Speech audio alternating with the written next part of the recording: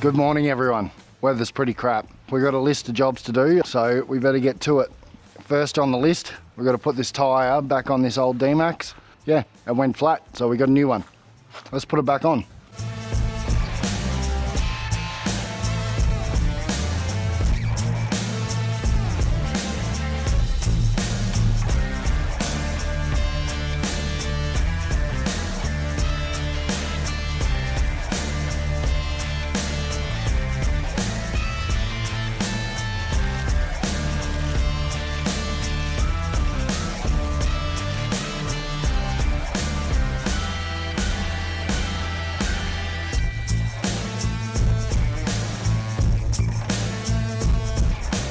Job one done.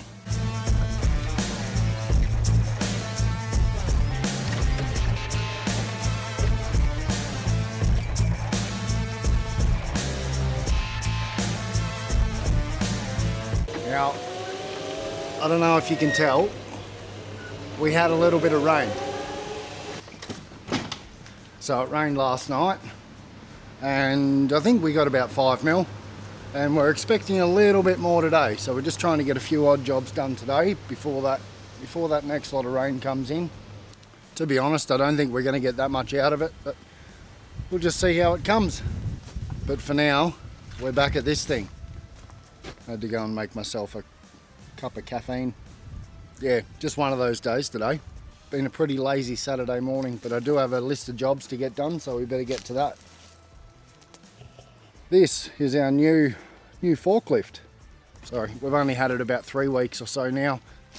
We've put about 35 hours on it. It's just holding up this machine at the moment. Those rollers there were sitting up on jack stands as I was working on it, and I was jumping over the roller and stuff to get in to work on that cutter bar down there, the sweep bar. And I was thinking to myself, how many times am I going to be able to lift and jump over there before it actually falls off of the jack stands? Turns out the answer was 5 times. But anyway, it's not going to fall anymore, so we'll just do the work we need to do. Hopefully you guys can hear me all right. It's windy today. I'm hoping this wind isn't going to play too much havoc with this audio. So anyway, we've got 2 bolts to put in here, and then we'll do up the bolts that are just holding it in place. And then this thing will be ready to go. So I've got some nice U-bolts here next to my Father's Day coffee mug that I'm currently using. I think I'll be pretty safe here. It's not going to fall any further. Did you see how easy that bolt went in there? You know, it took me 20 minutes to line that up properly.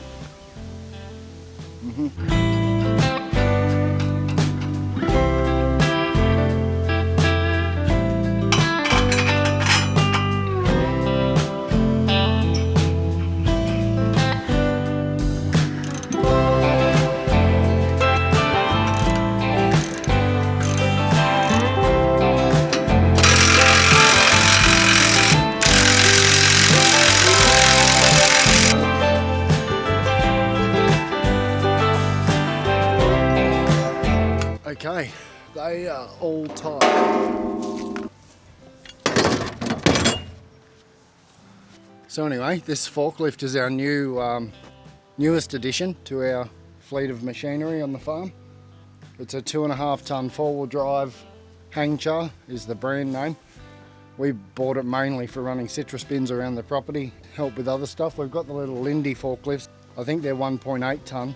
And they're really good. I love the little electric Lindy forklifts. Yeah, they've really been an asset on the farm.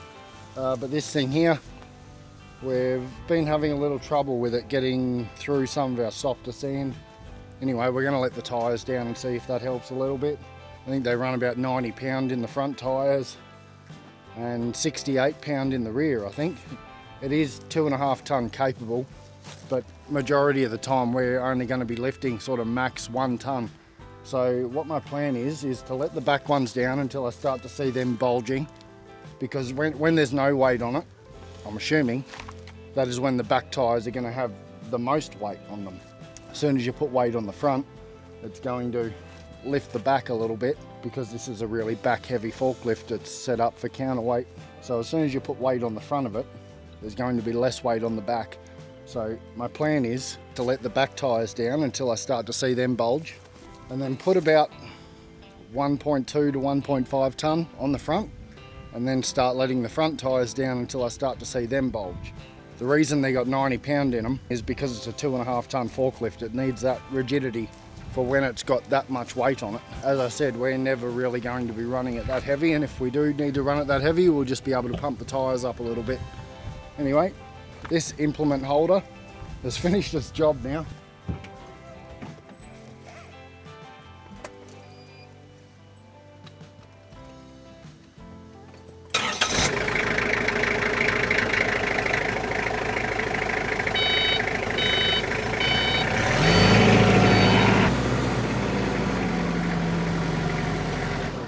The sun's out now, that's beautiful. Wasn't expecting that today. Okay, that's job number 2 done. Let's go and find something else to do before this rain gets here. Alright, we're ticking these odd jobs off, but it's still been a pretty slow day. Not sure when this rain's going to hit. The blue skies came out for a minute, now the clouds are coming back over a little bit, so I don't think this rain will be too far away. What we're doing now is we are just heading down to the butternut patch that we were picking the other day. What the plan is there is we need to go and assess the damage.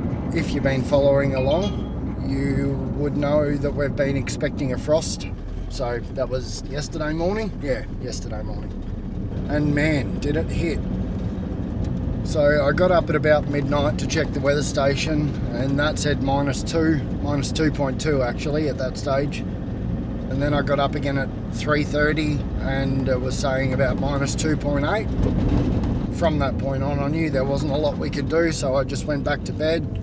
I got back up at 6 and checked the weather station, and I was pretty much up from 6.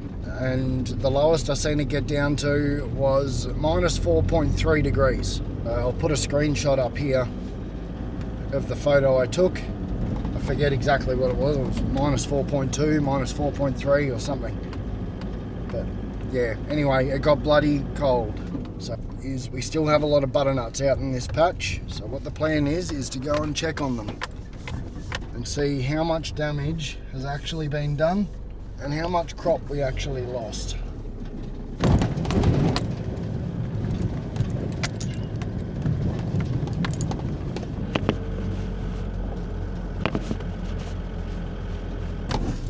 I wonder if I've got a knife on me. I probably forgot to bring a knife down to cut any butternuts open.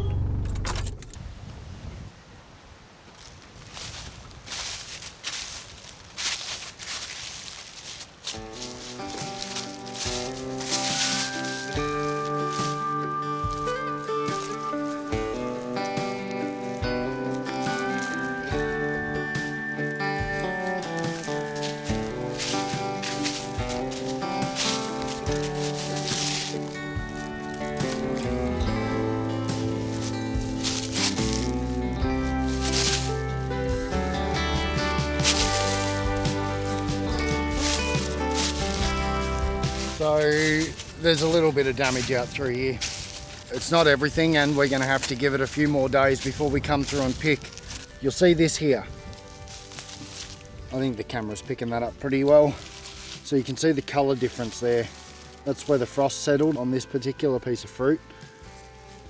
And you guys can't feel that, but that is soft. That's soft. So's that.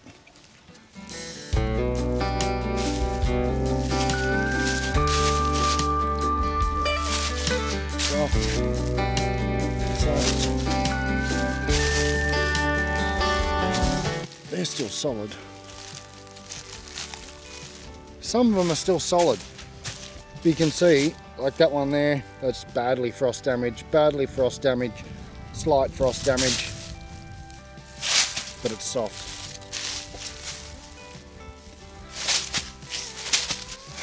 So we went through and windrowed most of these patches. So what the plan is, usually when we've got pumpkins on the ground and we're expecting a frost, we'll windrow them like this. So we'll pick them all up from being scattered across the bay, pile them up in rows like this, and then we'll lay a roll of plastic over them to stop the frost from settling on them. But with how the markets were looking and the prices and stuff we were seeing in the market at the time, it really wasn't worth that extra effort, because it could be weeks before we're actually out here picking them up. And if we lay plastic over them, we've got to cover them up every night we're expecting a frost, and then we have to make sure we come along first thing in the morning and pull the plastic off of them. Otherwise condensation and moisture settles under the plastic and it'll ruin everything underneath there. So it's a big job once we're out here laying plastic down over the pumpkins. It's a big job to keep that going until we're out here picking them. We weren't too confident that we were going to be able to sell them all.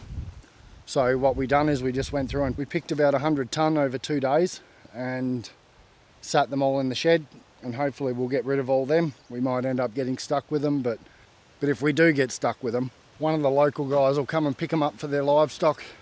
But yeah, there is a lot of damage out here with this frost. Anyway, so we picked 100 tonne out of these first 2 bays off of just that, which is probably a third of this patch. It's probably about 3 hectares, this patch. We don't do a lot of butternuts, so it's good to have a smaller patch like this just to fill out with a crop like this.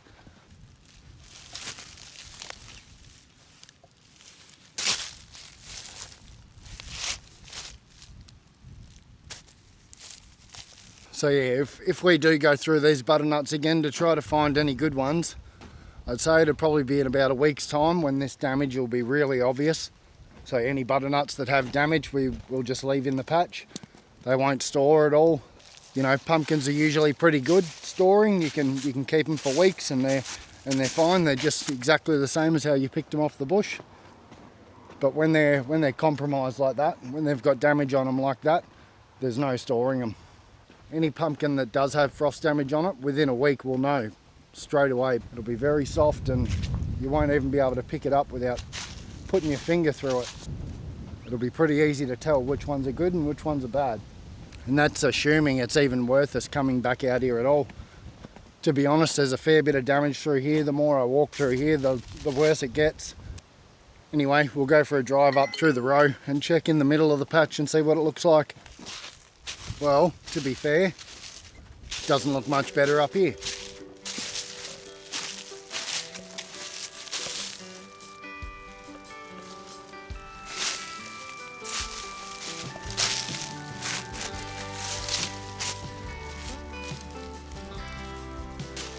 So up in this end of the patch, we haven't windrowed anything. It hasn't made a difference to the damage or anything like that, I don't think. It's only a benefit to windrow them if you're going to lay plastic over the top of them, but it also makes it a lot faster to pick as well, to fill the bins from the patch. But on the other hand, you've got to get pickers to go through and windrow them. You can see here, this side is picked. This is what we've left.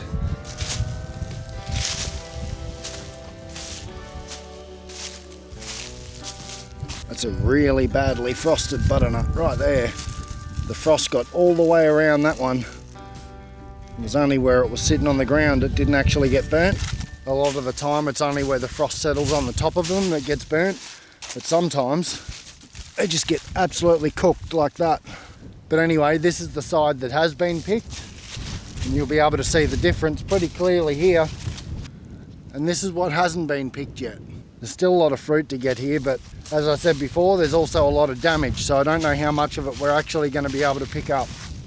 As you can see, the frost has completely taken care of all the foliage. If the foliage was still here when the frost hit, because it's not our first frost, we did have a lighter frost come through a few weeks ago, which that didn't really damage any of the pumpkins because it only got down to -2 or something like that for bugger all, and that was when we lost the zucchinis. Must have got down to a lot lower at the zucchini patch than it got here. But the frost a couple of weeks ago took care of all of the foliage. If the foliage was still up for this frost, the foliage would have covered a lot of the pumpkins and saved a lot of them. But anyway, the plan is on Monday to come and pick these little trees.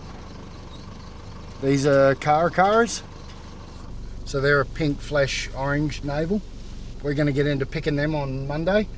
We need to get 96 bins for the truck, so tomorrow I will be running all of the empty bins down here You would have seen the empty bins at the shed that we've got stacked up. I'll be running all them down here so we can start filling them up. I think that'll probably take us 2 days to get that 96 bins. We can do 96 bins of navels if the crop's heavy enough, or they're pretty small trees, so you've got to move a fair bit further to fill a bin than what you would have to in larger trees. So we're just preparing for that to take us a couple of days to get through. The nice thing about picking those small trees is though, I don't have to haul any ladders down there. But in those smaller trees, it's nice and easy. While I'm here at the shed, I may as well give a little bit of an update on what's going on with our butternuts. So we had a few orders to get ready yesterday. I think we moved about 32 stacks, about 32 tonne yesterday to a couple of different agents. We pretty much cleaned out the cool room. And we've still got all of them to get through. Not that, they're empty bins, but all these stacks that are 3 high, I've got all of them to get through. Oh. So, still a fair bit of butternut to get through yet. If anyone wants a butternut, hit me up in the comments. We sell them by the tonne.